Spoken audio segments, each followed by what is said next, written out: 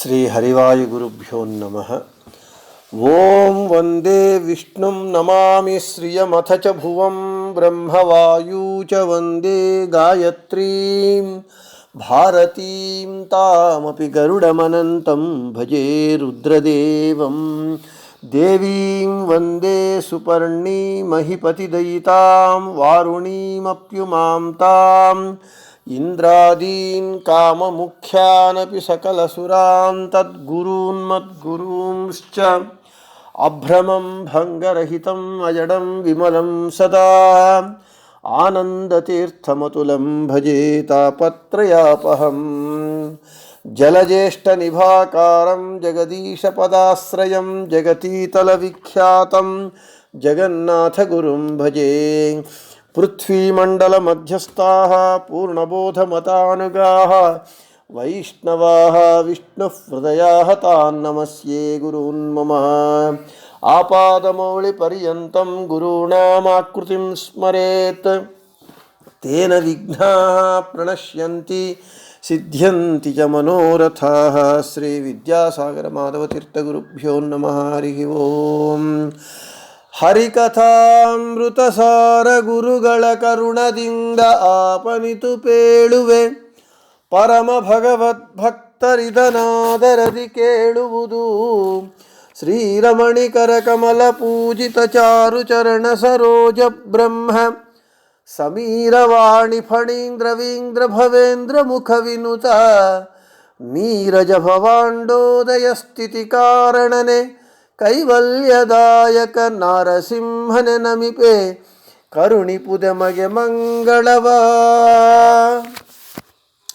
ಶ್ರುತಿತತಿಗಳಭಿಮಾನಿ ಲಕುಮೀ ಸ್ತುತಿಗಳಿಗೆ ಗೋಚರಿಸದ ಪ್ರತಿಹತ ಮಹೈಶ್ವರ್ಯಾದ್ಯಖಿಳ ಸದ್ಗುಣಗಣಾಂಬೋಧಿ ಪ್ರತಿ ದಿವಸ ತನ್ನಂಘ್ರಿ ಸೇವಾರತ ಮಹಾತ್ಮರು ಮಾಡುತಿಹ ಸಂಸ್ತುತಿಗೆ ವಶನಾಗುವನಿವನ ಕಾರುಣ್ಯಕೇನೆಂಬೆ. నిన్నటి రోజున ప్రతి దివస తన్నంఘ్రి సేవారత మహాత్మరు మాడుతిహ సంస్థుతిಗೆ వశనాగువనివన కారుణ్యకేనెంబే అనేటటువంటి పంక్తి యొక్క అర్థములను చెప్పుకుంటూ ఉన్నాం. నిన్నటి రోజున జగన్నాథదాసుల వారి స్వానుభవము ఇక్కడ చెప్పబడింది అని చెప్పుకోవటం జరిగింది. ఈరోజు తన్నంఘ్రి సేవారత మహాత్మరు ప్రతి దివస మాడుతిహ సంస్థుతిಗೆ వశనాగువను. ఇంకొక మహానుభావులు హరిదాసుల వారు, కనకదాసుల వారు. కనకదాసుల వారు ఉడుపికి కృష్ణుని దర్శనానికి వెళ్ళినప్పుడు అక్కడ ఉన్నటువంటి వాళ్ళు ఇతడు శూద్రుడు, కురుబ కులంలో పుట్టాడు అని చెప్పి అతని ఆలయ ప్రవేశానికి అడ్డు చెప్పారు. అతను దేవస్థానం యొక్క వెనుక భాగంలో కూర్చొని భగవంతుణ్ణి గానము చేసి స్తోత్రం చేసినప్పుడు గర్భగుడి యొక్క పశ్చిమ దిక్కున ఉన్నటువంటి గోడ చీల్చుకొని ఒక కిటికీలాగా ఏర్పడి పూర్వాభిముఖమున ఉన్నటువంటి కృష్ణుడు పశ్చిమాభిముఖమునకు తిరిగి కనకదాసుల వారికి దర్శనమిచ్చారు అనేటటువంటి ప్రతీతి ఉన్నది. ఇప్పటికీ ఈ గుర్తు ఉడిపి యందు కనకన కిండి అంటే కనకన కిటికీ అని ప్రత్యక్ష పేరుతో ప్రసిద్ధమై ఇప్పటికీ కూడా ఉంటూ ఉన్నది. ఎవరైనా వెళ్ళి చూడవచ్చు ఆ కనకన కిండిని. ఈ విధంగా కనకదాసుల వారికి ఉడిపి శ్రీకృష్ణుడు అతని భక్తికి మెచ్చి తాను పూర్వాభిముఖుడుగా ఉన్నటువంటి అతను పశ్చిమాభిముఖమునకు తిరిగి ఒక కిటికీని ఏర్పరచి అక్కడ దర్శనమిచ్చాడు భగవంతుడు. అదే చెబుతూ ఉన్నారు ಪ್ರತಿ ದಿವಸ ತನ್ನಂಘ್ರಿ ಸೇವಾರತ ಮಹಾತ್ಮರು ಮಾಡುತಿಹ ಸಂಸ್ತುತಿಗೆ ವಶನಾಗುವ ನಿವನ ಕಾರುಣ್ಯಕೇನೆಂಬೆ అని. భగవంతుడు ఎంత భక్తవత్సలుడు, భక్త పరాధీనుడు అని అంటే కనకదాసుల వారి విషయంలోనే మనము వారి చరిత్రను చూచినప్పుడు ఈ విషయాన్ని తెలుసుకోవచ్చు. కనకదాసుల వారి భక్తికి మెచ్చి ఉడిపి కృష్ణుడు అతని వైపుకు తిరిగి దర్శనమిచ్చాడు అని చెప్పుకున్నాం. భగవంతుడు ఎంతటి కారుణ్యమూర్తి తన భక్తుల పట్ల అనేటటువంటి విషయము కనకదాసుల వారి జీవిత చరిత్రను మనం చూసినప్పుడు మనకు అర్థమవుతుంది. కనకదాసుల వారు కురుబ కులంలో పుట్టినటువంటి వారు. ఒక పాలేగాడుగా అతను పనిచేస్తూ ఉంటారు. మంచి అధికారము అంతా ఉంటుంది, డబ్బులు ఉంటాయి అతనికి. అయితే అతని వెంట భగవంతుడు పడుతూ ఉంటాడు. హే కనకప్ప అని పేరు అతనికి. హే కనక, నీవు నా దాసుడవు కావయ్యా అని. ఇక్కడ విచిత్రం ఏమిటి అని అంటే, అందరు భక్తులు భగవంతుని వెంట పడితే కనకదాసుల వారి విషయంలో భగవంతుడు కనకప్పను వెంట పడుతూ ఉంటాడు. హే కనక, నీవు నా దాసుడవు కావయ్యా. కనకదాసుల వారు అంటూ ఉంటారు, నేను ఇప్పుడు మంచి అధికారంలో ఉన్నాను, నాకు డబ్బులు ఉన్నాయి, నేను నీ దాసుణ్ణైతే నాకేం ప్రయోజనం ఏమిటి? ఈ అధికారము డబ్బు అంతా వదులుకొని చిటికెలు వాయిస్తూ నీ పాటలు పాడటమే కదా అని కనకదాసుల వారు హరిదాసులు కారు.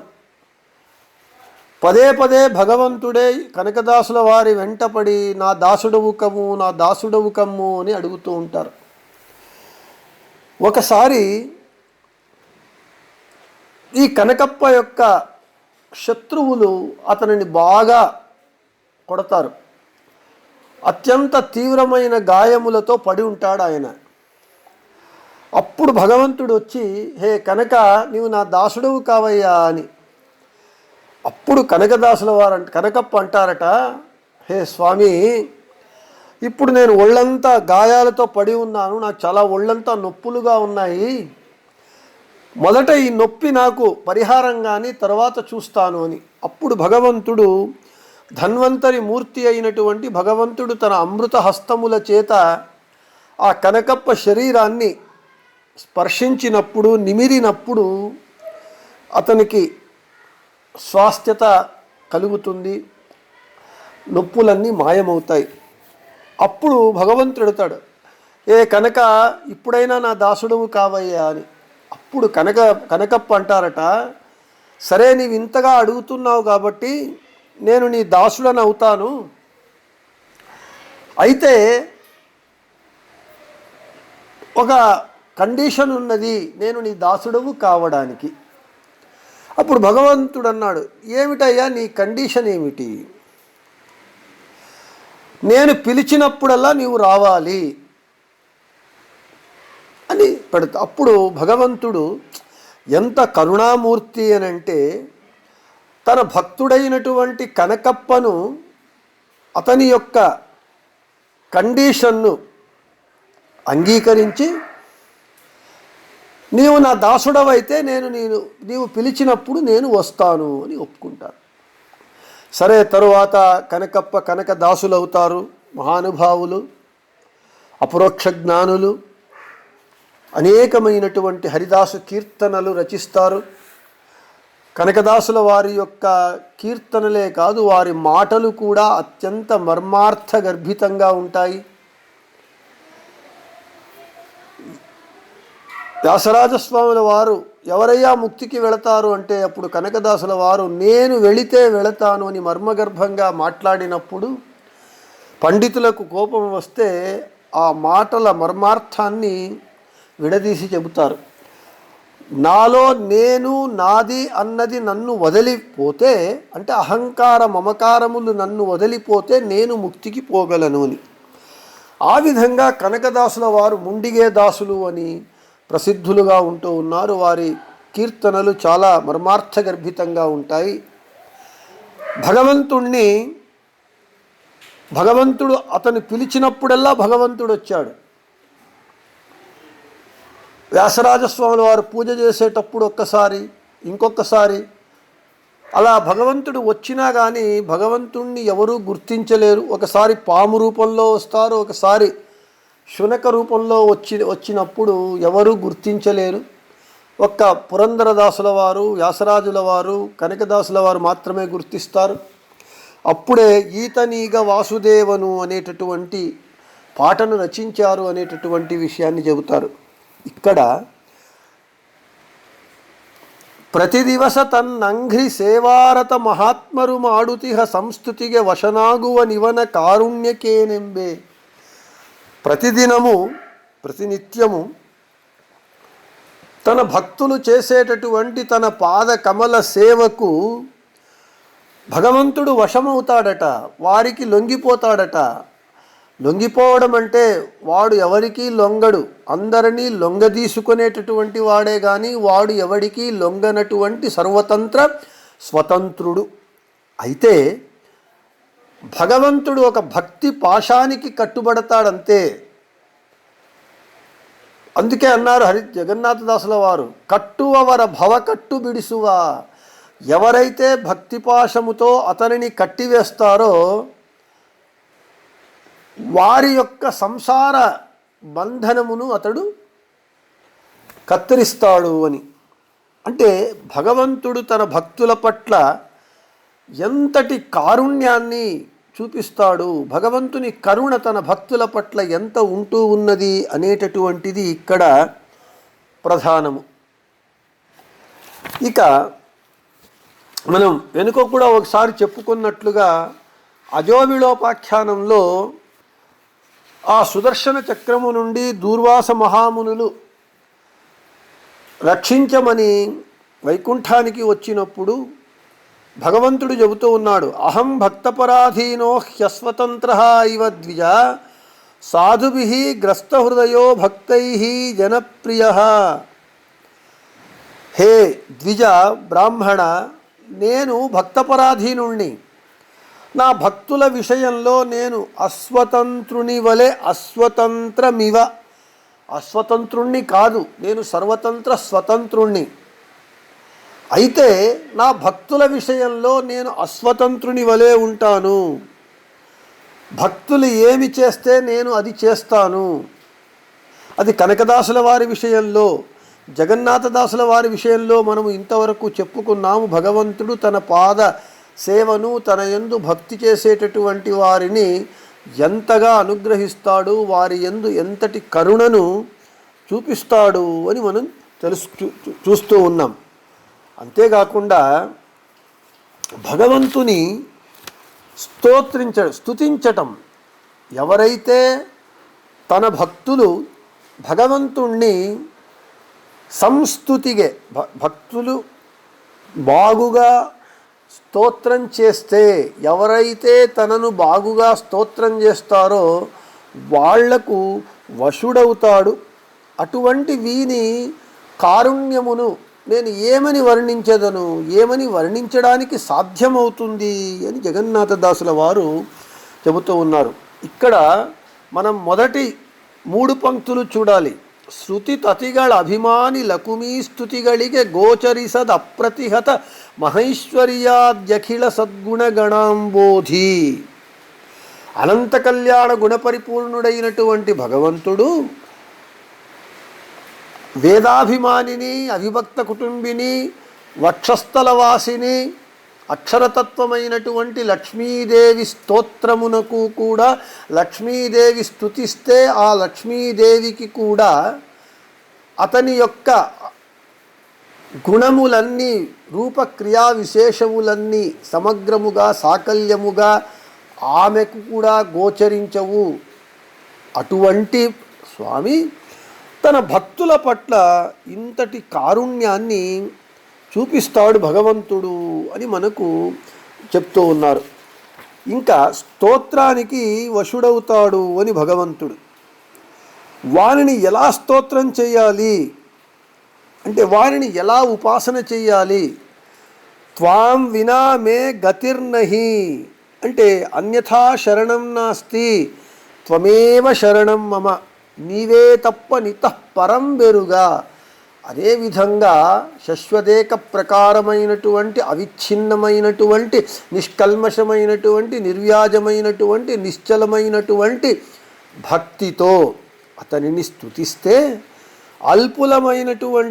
అల్పమైనటువంటి భక్తి చేత జ్ఞానము చేత మనము స్తుతిస్తే ఆ అల్పమైన దానికే అతడు మనకు వశుడై మనము చెప్పినట్లు వింటాడు. అది భగవంతుని కరుణా విశేషము. అందుకే అన్నారు పత్రం పుష్పం ఫలం తోయం. నీవు భక్తితో ఒక చిన్న ఉద్ధరణ నీళ్లు ఇచ్చినా చాలు. అక్కడ భక్తి ప్రధానము, స్తోత్రము భక్తితో కూడినటువంటి స్తోత్రము ప్రధానము. మనకు శృతి చెబుతూ ఉన్నది, యతో వాచో నివర్తంతే అప్రాప్య మనసా సహా భక్త్యా తోష భగవన్నాను యూథపాయ అచ్ఛిద్ర సేవనాచ్చైవ. ఈ ప్రమాణముల అర్థాన్నే జగన్నాథదాసుల వారు ఇక్కడ మనకు ఈ పద్యంలో సుందరంగా హృద్యంగమంగా వర్ణిస్తూ ఉన్నారు. ఇది భగవంతుని యొక్క కారుణ్యము తన భక్తుల పట్ల. ఈ విధంగా ఈ కరుణాసంధి యందు భగవంతుని యొక్క కారుణ్య విశేషాన్ని పరిపరి విధాలుగా అనేక పద్యములందు జగన్నాథదాసుల వారు మనకు వర్ణిస్తూ ఉన్నారు. వర్ణిస్తూ అటువంటి కరుణామూర్తిని అతని కారుణ్యాన్ని నేను ఏమని వర్ణించదను, వర్ణించడానికి సాధ్యము కాదు అని చెబుతూ ఉన్నారు. ఈ పద్యము యొక్క వర్ణన, ఈ పద్యములో ఉన్నటువంటి విషయం ఎలా ఉంటూ ఉన్నది, దీనికి ఏ వాక్యము స్ఫూర్తి, ఏ వాక్యము యొక్క వివరణ రూపంగా ఉంటూ ఉన్నది అని అంటే, నా హీందిరారాధ్య పదో ముకుందో దూర్వాంకురైర్మందధనైరపూజ్య అనేటటువంటి జయతీర్థుల వారి తత్వప్రకాశిక గ్రంథంలో ఉన్నటువంటి ఈ వాక్యము యొక్క వివరణ రూపంగా ఉంటూ ఉన్నది ఈ పద్యము అని చెబుతూ, ఇక ఈ పద్యము గురించి మనము ఎన్ని రోజులైనా చెప్పుకోవచ్చు. అయితే ఇంకా ఇటువంటి పద్యములు ఈ సంధి యందు అనేకం ఉంటూ ఉన్నాయి కాబట్టి మనము ఇంకా మిగిలిన పద్యాలలో, ముందు వచ్చేటటువంటి పద్యాలలో